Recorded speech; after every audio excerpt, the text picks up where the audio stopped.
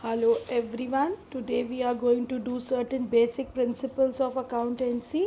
The first principle which we are going to do today is business entity principle. It is also known as separate entity concept or distinct entity concept. These are the two other words for this concept, for the business entity principle. According to the principle, business is considered to be separate and distinct from others. Means it is being said कि business जो है वो अपने owner से और दूसरे लोगों से अलग है. The identity of the business and its owner और other people are totally different.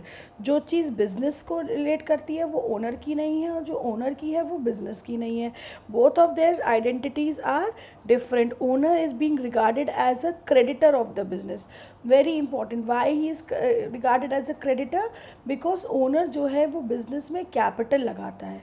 तो capital owner का है, the money which is invested in the business वो owner का है. इसीलिए it is a kind of a loan.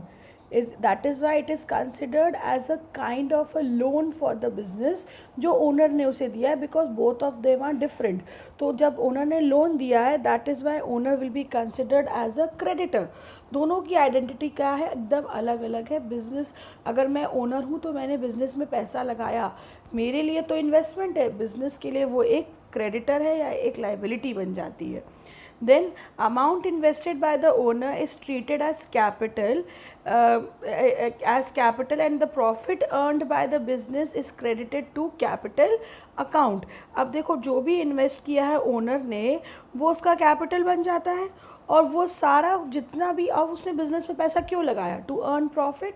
So whatever profit the owner is earning वो उसके capital में ऐड कर दिया जाता है.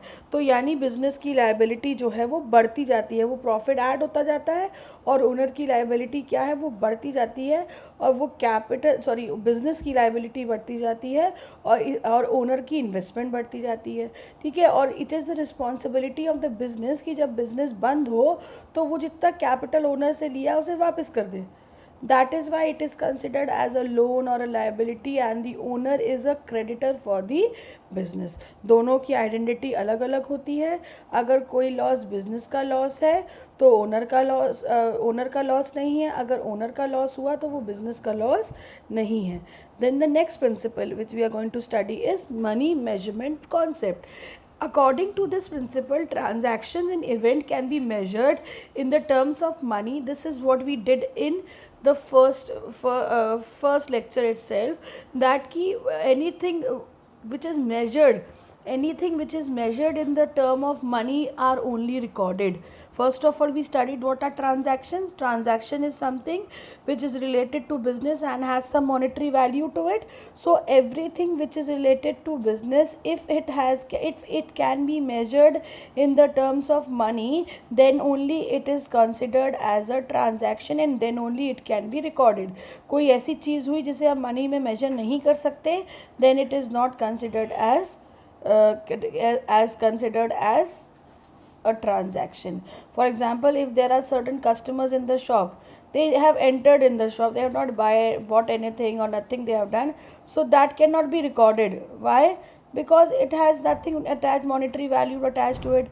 But if the customer buys something or if he has tea, so there are things which can be measured in the terms of money. So these things can be recorded in the business. Money is a common denominator to measure recording and reporting whatever transactions are there. किस term में, when ever जैसे you record कितना distance cover किया इन kilometre, कितना water पिया इन litres, in the same way money can be whatever transaction are recorded in the business can be measured in the terms of money. हम उसे money के term में measure करते हैं. Transaction and events can not be measured in the terms of money are not recorded. अगर कोई एक ऐसा इवेंट हुआ, ऐसा कोई इवेंट हुआ बिजनेस में, ऐसा कोई ट्रांजैक्शन हुआ जिसकी मनी कोई वर्थ वैल्यू नहीं है, तो हम उसको रिकॉर्ड नहीं करेंगे. We will not record only अगर उसकी मनी वर्थ वैल्यू नहीं है तो. then it will be never recorded. The value of money is considered to have static value as the transactions are recorded at the value of the transaction date. Static value means at that particular time पर उस particular transaction की monetary value क्या थी, हम उसको record करते हैं। उससे पहले उससे बाद में हमें कोई मतलब नहीं है। हम उस समय उस पर्टिकुलर समय में उस मनी की मेजरमेंट के अकॉर्डिंग उस पर्टिकुलर ट्रांजैक्शन की जो वैल्यू थी हम उसे रिकॉर्ड करते हैं। Next is accounting period concept, very very important. According to this period, the life of an enterprises is broken into small periods. See, एक अभी और पढ़ोगे आप गोइंग कंसर्न कॉन्सेप्ट, जिससे कि business is ever going, business will never end only.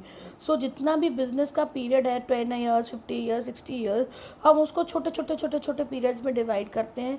That period can be for 1 day, 1 month, 1 year, 2 year, it is up to you.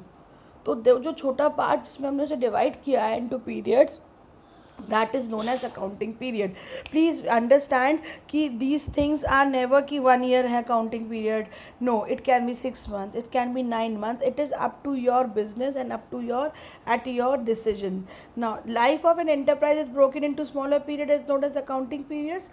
The performance of the measured at an interval or a period of business life. देखो एक समय पर आकर at a certain time we have to stop and look back and see whether my business is earning profit or loss. If profit, then how much profit.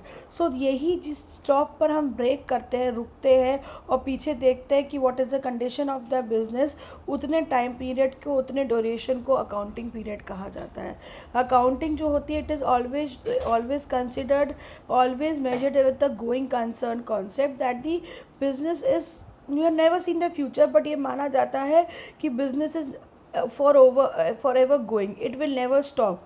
हम जब भी business करते हैं we never do it with the intention कि अरे आप 1 साल करेंगे फिर बंद कर देंगे। No, we do it with an intention कि that business will be going on for years and years and years and years. So वो ईयर्स एंड ईयर्स के बाद थोड़ा देखेंगे कि प्रॉफिट हो रहा है कि loss, but we will divide small periods, may be 1 year, may be 6 months, may be 9 months, and just find out कि what is the condition of my business.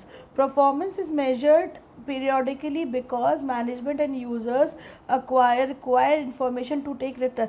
और इसको करते भी क्यों है, क्योंकि एक डिसीजन, जैसे अगर हम एक लास्ट ईयर हमने कितना प्रॉफिट कमाया, अगर वो प्रॉफिट कम था तो क्यों कम था, how can we improve the profit, sale कम हुई थी लास्ट ईयर, उसको ऐसे कैसे बढ़ाना है। तो ऑल दीज थिंग्स जब हम अकाउंटिंग पीरियड में कैलकुलेशन करेंगे तो these are the factors which will help the management to take decisions for future, कि फ्यूचर में हम अपनी सेल कैसे बढ़ा सकते हैं, अपना प्रॉफिट कैसे बढ़ा सकते हैं। Management also require information to regular intervals to access the performance. Fund requirement is short long term to ensure safety and return of funds, क्योंकि मैनेजमेंट भी इंफॉर्मेशन कलेक्ट कर सकती है। अकाउंटिंग पीरियड में हम जो अकाउंट्स बनाएंगे और कैलकुलेशंस करेंगे उससे हमें पता चलेगा कि हमारी फर्म की परफॉर्मेंस कैसी है, हमारे फंड्स कम तो नहीं हो गए हैं, क्या हमें और फंड्स लेने की ज़रूरत है, are we secured, are we earning enough profit, हमने जितना पैसा लगाया था उतना हमको रिटर्न मिल रहा है कि नहीं, एम आई गोइंग सेफ, ऐसा तो नहीं हम पैसा लगाते जा रहे हैं but I am not getting any return. So all these things will help you when you are going to prepare the accounts at certain smaller periods. Those small periods are known as accounting period. It can be anything. देखो कई लोग आपको बोलेंगे India में हम लोग 1 अप्रैल से 31 मार्च तक, no, it is not necessary. You can start from your birth date and end in your birth date only, or you can do it for after every 3 days. It is as per your choice and as per your business. बस problem क्या है कि India में according to income tax department उन्होंने एक financial year बना दिया है इंडिया में, that is from 1 April to 31 March. इसीलिए नॉर्मली लोग उतने ही डेट पर अपना फाइनेंशियल ईयर या अकाउंटिंग पीरियड सेट करते हैं, but it is not necessary that you have to keep that date same, it is up to you, it is totally up to you कि आप किस टाइम ड्यूरेशन में अपने business की condition को check करना चाहते हैं, so that you can understand your business and you can understand कि whether your business is at a good condition और नॉट। Thank you for now, and we will do some more principles in the next video.